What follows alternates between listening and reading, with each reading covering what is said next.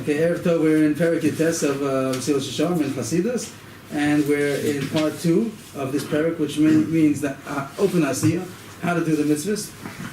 The first chelik was which actions to do, which we considered Chasidus, and now the second thing is open asiyah, the way that somebody does the mitzvahs. And the first part of that, the subcategory that also was subdivided into Yira and Ava. Yira is a Romamus, which means being awed, that a person serves Hashem out of awe. And now we're entering the next chelik, which is called Ahava, love of Hashem. There's Yira and Ava. He makes a big point that when we say Yira, we don't mean Yiras Onesh. It doesn't mean fear of punishment. That's very basic, that is not considered a big level. Everyone has Yiras Onesh. But Yiras Romamus means that he has awe of that which is exalted. And the more that a person realizes Hashem's exaltedness, he's going to have that yachas, that relationship of awe. And over there he explained that there are 3 offshoots of that. Once a person has that relationship, so then that's going to cause submissiveness and humility and honor, kavod. That's how we explained here's a couple of pages where he was explaining the outward expression of kavod. Kavod is an offshoot of awe. When a person is ma'arif something, he appreciates something, so he shows its value, and that's called kavod. And now we're starting a new subject. It has a place, different. Okay, every book has a different page number, and mine is Kuf Chav Gimel, and yours, and everyone's different. So there's no way to show a place. So we're talking about Ahavas Hashem, new subject. Ahavas Hashem, love of Hashem. It has 3 offshoots. Hasimcha, Dvekos, Vakina. Joy, Dvekos, which means cleaving, we'll call it enthusiasm. I think that's how he's going to explain it. And Kina, which would be zealousness, and he's going to explain that also. So, before we get into the subcategories called Simcha, Dvekos, and Kina, the first thing the Messilas Yeshorim is going to do is explain what love means. It's a very beautiful subject, and even though his issue is Ahavas Hashem, I think we're going to learn a lot about even love between people also, which is a subject that has to be studied. You want to cultivate an emotion, you have to understand it. So the first point that we would preface is that emotions are things that could be cultivated. Some people think that either I have it or I don't. I was born this way, I wasn't born this way. You fall into it, you fall out of it, and they don't think that it's something that's in their control. But in the Torah we see openly that emotions are in your control. We're responsible for our emotions, and if Hashem could say mitzvah, v'ahavta l'reacha kamocha, or Yaftem as a ger, or supposed to love tzaddikim and hate rishonim. So they're all emotions, and we're held responsible for our emotions. So it means that we could control them. It's not just an act. There are acts and there are emotions. So we're responsible for our emotions. It means that we could cultivate them. So this is going to be the study of what emotions are, these emotions of love. And once we learn how to cultivate it by people, then we're going to be able to apply it also to Hashem. But he starts with the premise that the love of Hashem is also going to be an emotion that we could, as he said earlier, I think he said it in Perek in the previous Perek, he spoke about the holy shor of Chasidus in general. He said that the reason why a person will do more than he's obligated to do is the same way that somebody loves somebody, and therefore he wants to give him nachas ruach, he wants to please him, so therefore he finds out what gives him pleasure and he's going to do more of that. Those are nachas ruach l'yotzra. And over there he said openly that the love of Hashem is also a type of love that would be the same as love of people. It's a chiddush. I think many people would be surprised and maybe take issue with that. But the Messilas Yeshorim is going that the love of Hashem is a human emotion that's applied to Hashem as well as people. So you have to learn from the same emotion of people to how you are going to love Hashem. He doesn't see it as an impossibility. He sees it as a possibility and an obligation, and that's the right relationship between man and God. The issue of love is, the love of Hashem, is that a person should be desire and craving for Hashem's closeness. He should actually desire and crave for Hashem's closeness. And he should run after Hashem's holiness. This phrase needs a little bit of explanation. What does it mean as holiness? We'll come back to that in a second. The same way a person would run after something which is very desired by him. Like a strong desire. Chemda. So the word kedushaso, in Das Tvunis he explains this term. He doesn't say it over here, but in Das Tvunis he talks about that everything we know about Hashem is going to be His influences, how He's emanating anything to the creations. We can't know anything about Him inherently. All we know about Hashem is how He relates to the creations. So whenever we talk about Hashem, we talk about these emanations, which we call sometimes hashpahos, and Kedusha is one of those hashpahos. So we're craving a connection to that hashpah, which is emanating from Him. So not to get thrown off with that word Kedusha, we'll see it very often whenever he talks about the person relating to Hashem, he's relating to Hashem's Kedusha. I think over there in Das Tunis, over there is page Tzadi Gimel, in the regular standard edition of our Friedlander. I think over there is the place to see when he, if you want to look it up, that's the place where he defines Kedushas Hashem. So a person, the fact that he said Choshek, Cheshek, Taiva, Chemda, all these words are an emotional state of desire and craving.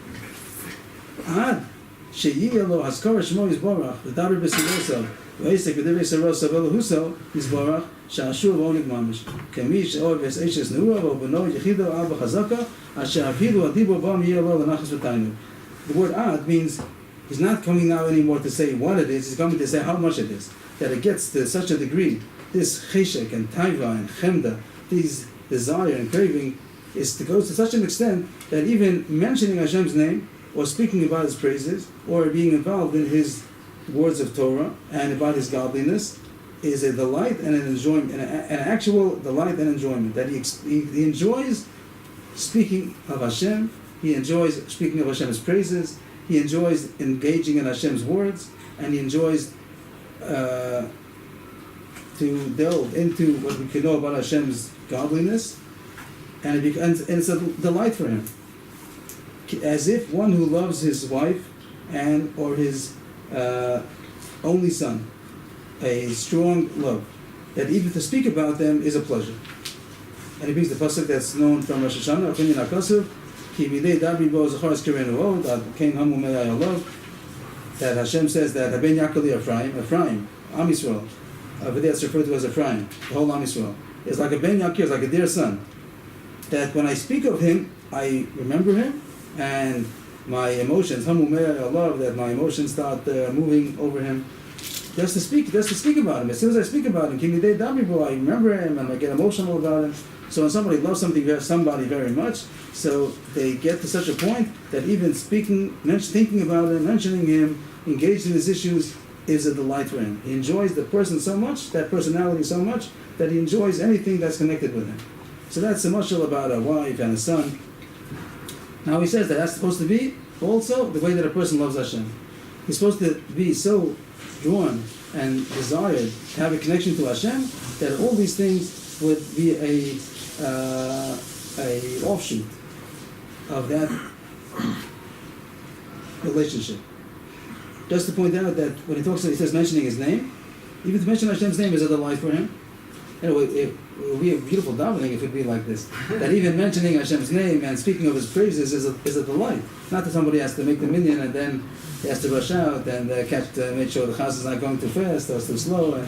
It should be a delight to daven. So we don't have that too much, but this is what it's supposed to be like. A person is supposed to love Hashem, that even mentioning His name and speaking about His praises and to be involved in the words of His Torah and of His godliness. Just to speak out, just to elaborate. There's in the words of Torah you have two things. You have the instructions. The word Torah means instruction. That means instructions for us, what we're supposed to do. That's a bulk of the Torah is to learn what Hashem instructs us to do. So you enjoy learning those instructions. And then there's also Divrei Elokusa, to learn about Hashem. That would be anything we know about Hashem. Whatever we know about Hashem would be a delight to study those subjects. So in Birchas, I just wanted to point out, in Birchas, I think we said it last week maybe, that in Birchas Torah, it says, V'ni anachnu v'tzatzenu k'lom yodei shemecha v'lom de'sarasecha l'shma.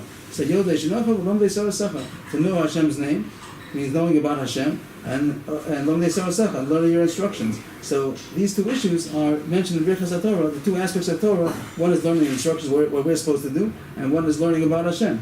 I think that might be also parallel to what we call Nigla and Nista. The revealed Torah is all about what we're supposed to do. And the Nista, the hidden Torah, the Kabbalah, would be the things we know about Hashem. So that's called Yodei Shemacha, Lamdei Selasacha. It could be also maybe even unrevealed, but also we know things about Hashem, about Hashem's midos, the Yudgim midos Arachamim, whatever we know about Hashem, how He conducts us, how He guides us, how He plans for us, that with all goodness. So learning about Hashem is called Yodei Shemacha.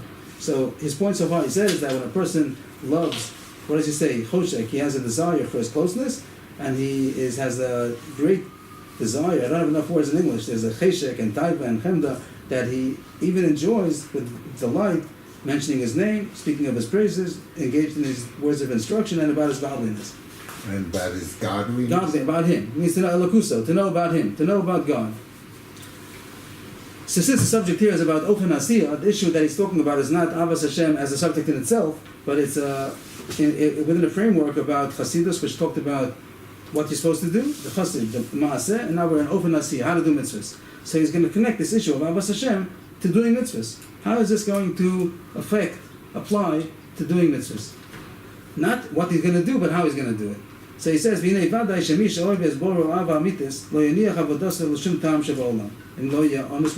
somebody who loves his creator, a true love, is not going to leave his service for any reason in the world, only if he's going to be honest, only if he has no choice in it. Means he doesn't need a big reason to do the mitzvahs. The mitzvahs is because he loves Hashem. He's only going to hold back from doing a mitzvah only if he's honest. If he has no choice in the matter, but otherwise he will do it. This is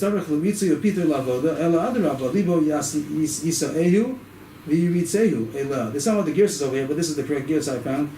It's not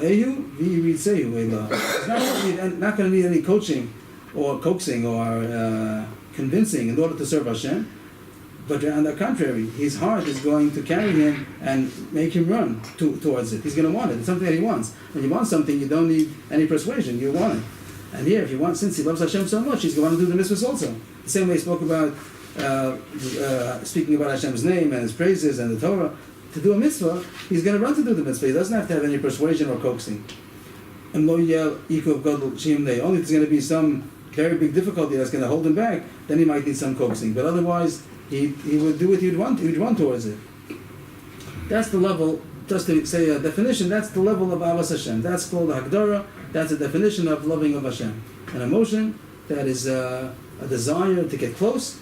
If we could say, how do you define love? It would mean a desire. He makes like a burning desire, a type, a craving, that a person wants to get close to a personality. Here the personality is Hashem. And to such a degree that he enjoys everything that has to do with that personality. And therefore, as far as mitzvahs go, if he would have this level, he would run to do mitzvahs. He wouldn't hold back and he wouldn't have difficulty in doing it. On the contrary, he would run towards it. And this was the level. Now he's going to say this is the level that we find that the great Hasidim, which he's going to talk about David HaMelech and other personalities in Tehillim, that Yeshaya talks about, that they reached this level and they were so enthusiastic about, so they were so much in love with Hashem. This is the level, the desired level, that the Hasidim of old, the Kedoshi Elyon, is the supreme holy people, that they merited to get to this level. As David HaMelech says in Tehillim, just to point out in Tehillim, it's not David HaMelech who's speaking, it's the Bnei Korach. But since David HaMelech put it in Tehillim, so it seems that he was also in that, he was, what will be the word? On that level. On that level. And he was saying it also. In there, they gave it to the other ones who made the words of that psalm, but he was also saying it with them. So, as David HaMelech said, it means many psukim now about the burning love and desire that David HaMelech had, or Bnei Korach, for Hashem. Famous psukim. Ayal is a kind of a deer. It's not an ayal. An ayal is a ram, but an ayal is a kind of a ram. And the word tairog usually is translated nowadays as a yearning of a deer for water. So too does my soul yearn for you, Hashem.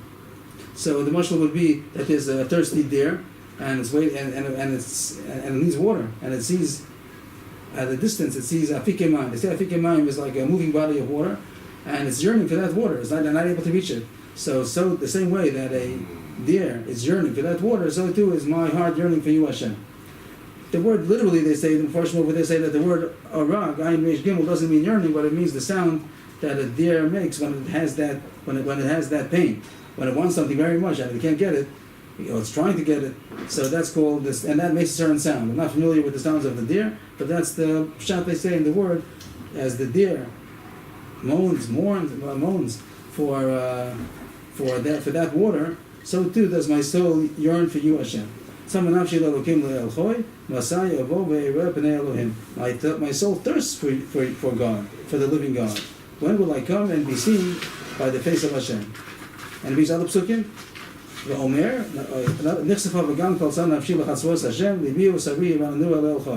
my soul is yearning. I don't have enough words in English for all these different descriptions of yearning. Here it's called kosef, and my heart goes out. Pining, thank you.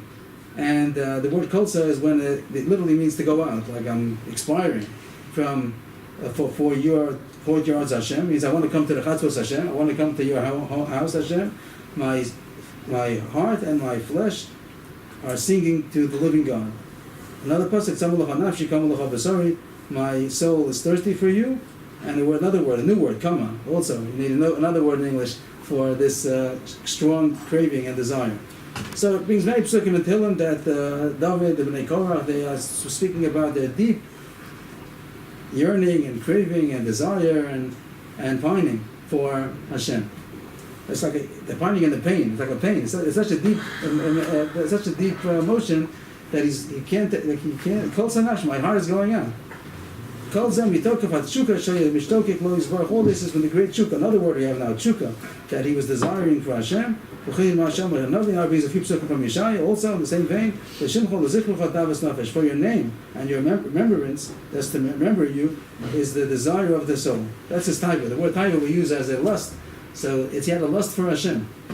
The Omer, another pasuk, nafshi v'sicha b'layla, afruchi b'kirbi ha'shachar. Again, the same shorish, the word v'sicha is from the shorish of the word tava. So I have such a love. My soul lusts for you at night. My spirit within me seeks you. Back to David, and that was two psukim of Yeshaya, back to David. If I remember you on my bed, in the watches of the night, I think about you. This the Mepharshim say, or at least one of the Mepharshim, that when David HaMelech would start thinking about Hashem, he wouldn't be able to fall asleep already. He was so much involved, like people think about a person who's in love. So he was in love with Hashem. If he would start, as soon as he thought about Hashem, he wouldn't be able to sleep the rest of the night because he was so involved in the love of Hashem. So he brings all these psukim to show that it's an emotion that people would have towards people, and here he's applying it to Hashem in a very, very intensive manner.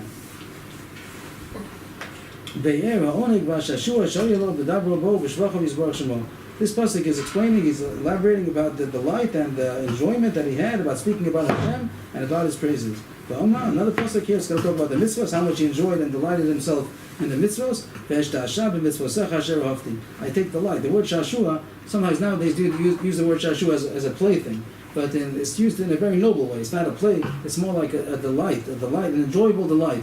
It's called shashua, like a connection between how would you say? Oneg and simcha, like oneg v'gam simcha. That combination between happiness and delight is called shashua. I delight in your commandments that I love. Your testimonies are my delight. So he brought first to define what love means, and then he explained also its expression, that it comes to this level of speaking about Hashem and enjoying about his learning the Torah and speaking his praises, what people call davening and learning, but here it comes at a different level altogether. It's not what we call davening and learning, it's talking about the delight in speaking about Hashem and about his instruction and about him. And after he said that, as far as the mitzvahs go, on the contrary, he's going to be running after the mitzvahs. He's not going to need any persuasion in order to do it. He's going to be doing it because that's what he wants. And he brought many psukim from Tehillim to show, Tehillim and Yeshaya, to show how people have reached this level. That's the desired level of Avas Hashem. Now he goes into the next subject, which is, what's the cause of this love? So far we just defined what love means. And now he's going to talk about what's the cause of this love. So I think it would pay to even talk about the cause of love on a human level. What is the siba? What's the cause of people who love each other? And that would help us to be able to apply it to Hashem. I think it would help us also to apply it to people. The mashal also is an important thing, to cultivate love, even in the human level.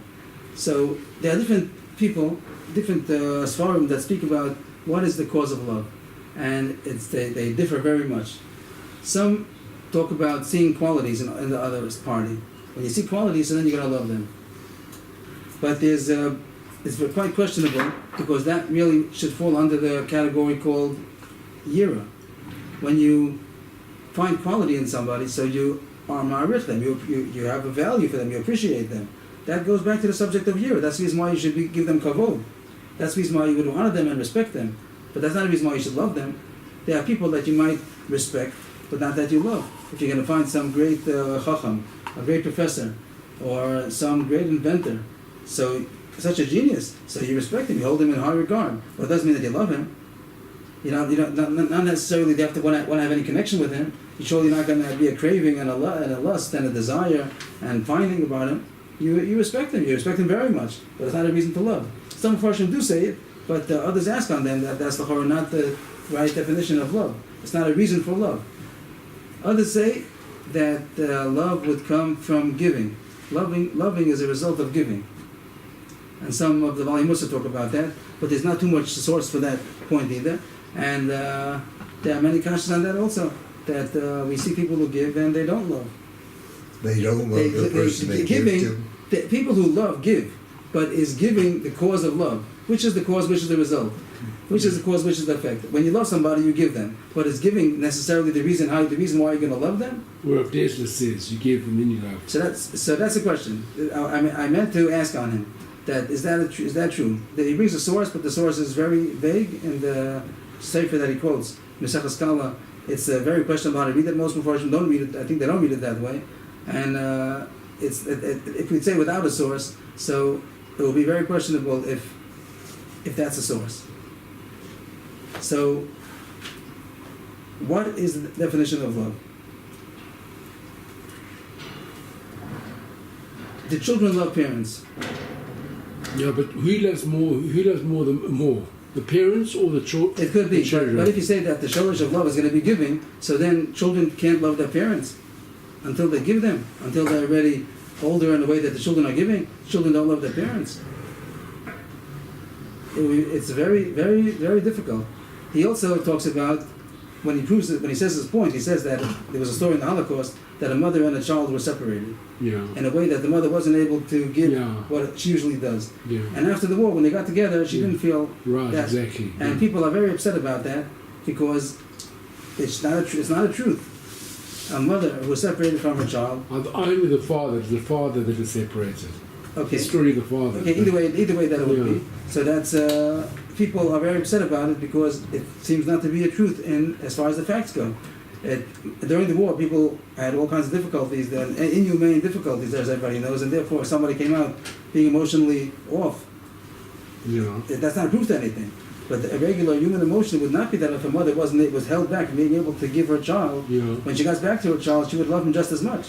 She was held back. Well, that's the question. Look, we're not talking about whether she loved him, that's for sure. I don't think that's the issue. The issue she had difficulty connecting to him. That's the way the story is supposed to go. Well, and she loved him less, let's say, than a mother who was able to give to her child. Yeah, so that's the question. People would protest and say, no, that's not so. A mother loves her child because it's her child. Yeah, but love, once again, there's no dispute about that. The question is the sheer of love. So let's talk about love. So what's the shorish of love? If you agree that even if a mother does not give her child, she's going to love him, so what is the shorish? What's the root of that love? How can we find out what love is? What is not what love is? We know what love is. Love is this burning desire to connect. But what is the shorish? What's the root? What's the cause of love? Why do you love somebody? What's the cause of it? What's the shorish? And you can say, if a person wants to develop an emotion of love, what does he have to do in order to develop it? What is he going to do? Is he going to give? Is he going to take? What's he going to do? So we'll go a few more lines. I think it's going to become clarified in the Messilas Yeshorim himself. And might be some chedushim that might be a bit surprising. He says, It has to be that this love is not a dependent love.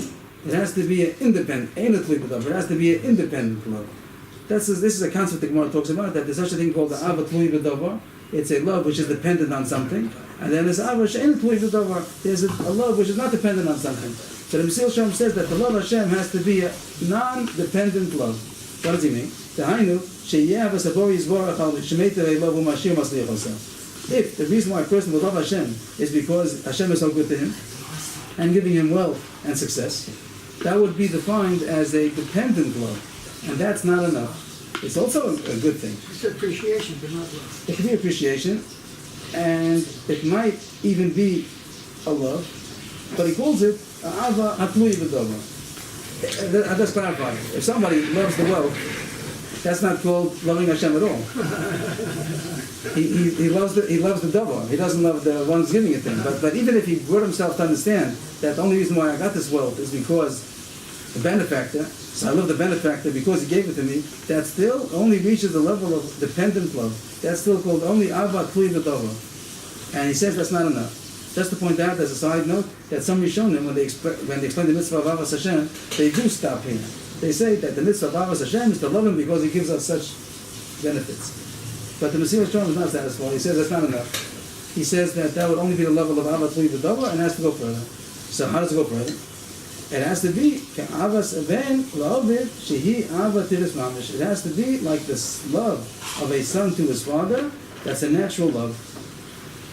That's called Ein Tluy B'Davar. It's an independent love. He loves him because he's my father. Shetivo Machricho B'Kofeu was that his nature, of course, it's a natural effect that he loves his father because he's my father. The Pasuk says Hashem is your father. So to many people, and myself included, this was a very big chiddush, that a person loves his father not because he's good to him. Again, if he just loves the thing that he got, that's not called love at all. But we would say that when a son sees how good his father is to him, so he loves him because he's so good to him. Messilas Yeshorim says that's not good enough. That's not the way a son's supposed to love his father. A son loves his father because he's his father. It's a fascinating concept. So before we get to Hashem, we have to first understand the mashal. This is only a mashal. And then the nimshal is going to be Hashem. But if we don't understand the mashal, we can't go further. So here it says, the reason why a son loves his father is because he's his father. That means because he bore him. That's all. The fact that he bore him, that's why he loves him. There's a tree and an apple. The apple is connected, feels connected to the tree because that's my source. That's where I came from. So, for example, a son who never ever saw his father, never met his father, and then like 20, 30 years later he meets his father and he's going to love him, I love this. I think so. And he's going to be distraught till he finds out who's my father. He needs to know who his father is. And they say such stories that people who don't know who their father is, they're very disturbed. They have to find who is my father. I'm not saying that everybody's going to have this level, and you have all kinds of stories that people are in big, what's the word? When they have clashes with their father, and there's not a good relationship. But if you'd ask, I think the way to explain it would be like this. You do have people that the father-son relationship is very bad. Both directions. The father doesn't have good emotions about the son doesn't have good emotions about the father. But I just would explain it like this. Let's say you go to a son, and you say to the son, "Why don't you love your father?" And you would answer, "Why should I love him?" I don't think you're going to get such a response. It's not going to be cool, calm, and collected, and like I don't know. I just didn't have a reason to love him. Like why should I love the neighbor down the block? I don't love him. Like explain to me why I should love him. I don't think you're going to get such a response. If you're going to get a response, it's going to be like an embittered and emotional response of all the complaints he has against his father. What does that show? That the son himself also understands that he's a fresh boy, right? Because the conscience is a good conscience. Why don't you love your father? Means that, of course I should love my father. It means there's a natural relationship that doesn't have to be explained. Why should I love him? Of course I'm supposed to love him, because he's my father. And I'll explain to you why I don't love him. Because he did this and this and this and this. He only cares about himself, and he ruined me because of his own honor, and his midos got him to play. He has complaints. That means that he's complaining that the father betrayed the relationship. There's a natural relationship, and that's a reason to love, because we are inherently connected. We're a tree and a fruit. And there's a natural relationship that alone is a reason to have this connection. But he betrayed that relationship. Because of his own interest, he betrayed me. And that's why he's embittered. That's, I think, always it's going to be like that. And it could be the other way also. This we'll see the son to the father also. It's the same thing. That if the father has complaints against the son, it's going to be because the son did something evil to him. And it means he betrayed the relationship. But the basis of the relationship is not because they did good to each other. That's the result. That's the totzah. That's the result. But the basis of the relationship is because he bore me and I bore him. The father, it's not because he did good to me. It's not even because of the first day that he took him home and gave him food and clothing. That's already past the basic. The basic is because he bore me. That's all. And that's a natural relationship that the son is a natural result of the father, and it's a continuation of the father. It's atzmi v'sari, and that's the reason why he loves him. It makes it also apply to siblings. You feel that you're close to a brother or sister because you're from the same apple, from the same tree. That's right. That's the all natural things. All these things are natural things. And husband and wife, the Ramban and Chumash says also that there's a natural connection between a husband and wife, and he goes back to Adam and Rishon and Chava. He might ask the kasha that over there it's nothing natural about it. So he says no, Adam and Chava, that the first woman was made from man in order that it should be a natural connection. And he says that shoresh, that a woman is part of her husband, that goes for all generations. Even though now we're going to have it in a way that they're two separate families and they got, but it's mushrosh, it's rooted in the original couple that man is atzmi v'sari, it's made from the husband himself. And there's a natural connection of two halves of a whole, and that's the basis of the love between husband and wife. They're all very natural. It's not because they do good to each other. Now we go to Rav Dessler, that the opposite. That not that the giving is going to be the cause of the love, but the love is going to be the cause of the giving. Once a person understands that we're one, we're two halves of a whole, not that we're two separate units, so then that's going to be the reason why you're going to want to give. Same way you give to yourself. So you're going to give to your other half because you realize that you're one unit, you're unified. When people are living together and they don't fight, that's not called success. Of course, not to fight, but that's not. If that's as far as they got, that they didn't fight, and that's not considered success. The success has to be they have to merge together. They have to become unified in one. That's going to be the considered ava. Not fighting is not ava. That's like a ceasefire. That's not when you have let's say you have a factory that has different departments or a hospital or something like that. So if we're going to say that hospital runs with shalom. It doesn't mean that there's no fight between one department and the other department. The department of the disagreements and the lung department and the heart department, they have no machlokes. It's not going to help anybody. It has to be that they work together. That when there's a problem in the patient, it's not going to be that the heart department says, I'll just take care of the heart, and the lung is not by department. It has to be that they work together. There's a shleimus, there's an interweaving between so that's what the word shalom. Shalom means like shleimut, that they work together. So when there's going to be shalom bayit, it means that they work together. There's going to be a unifying element. So that's how he explains love. That love is a natural state of we'll call it a tree and a fruit, or two halves of a whole. And he says, now after we know the mashal, now goes the nimshal, that the love to Hashem also is that same kind of a love. That we have to understand that Hashem is our Father, which is a huge chiddush. Don't we talk about a son and a father, or husband and a wife. And now he's saying, you should know, this also applies to Hashem. That the reason why we love Hashem is not just because He's good to us, but because He's our source. And the reason why you love Him is because you love your source, because I'm part of Him, so to speak. It doesn't mean anything to do with Chilek Elokami Mal in a way people think that I'm part of God. I'm not part of God. But Hashem made me as a natural result, and I'm a result of Him. And that is the source of loving Hashem. So everything we had about Yiras Hashem means that we understand Hashem's exaltedness. So we have such a value of Him, and we appreciate Him, and we see the great distance between us and Him. So we have that relationship called awe. That's Yira. And now we're saying that there's another relationship called Ava, because we are naturally connected to Him. And as a result of a cause, a source, a makor, a shoresh, and that's our existence, our being is a result of Hashem being our source, and that's the reason why we love Him. Fantastic. It's almost fascinating. It's fascinating, and he goes on to explain what he's now. The next we'll stop over here. It's already going to be a new subject. It goes in not the new subject of besides Ava. Ava continues a long time now. But he didn't even get to the three subcategories that are going to be joy, and enthusiasm and zealousness. But the next thing he's going to talk about is how to deal with difficulty. When a person has difficulties in life, first of all, he says that's the big test. If it's a dependent love or it's independent love. If it's dependent love, the only reason why he loves Hashem is because he's getting good things. So when he's not getting good things, then he wouldn't have a reason to love. But if he loves Hashem even when he's not getting good things, that's going to be the testing ground. What kind of a love it is. So Be'ez Hashem next week is going to be the next subject where he talks about what a person does when he has difficulties. But tonight, just to sum up, that there's a relationship to Hashem called Ahava, and that is an emotion that could be described as a human emotion used by people also.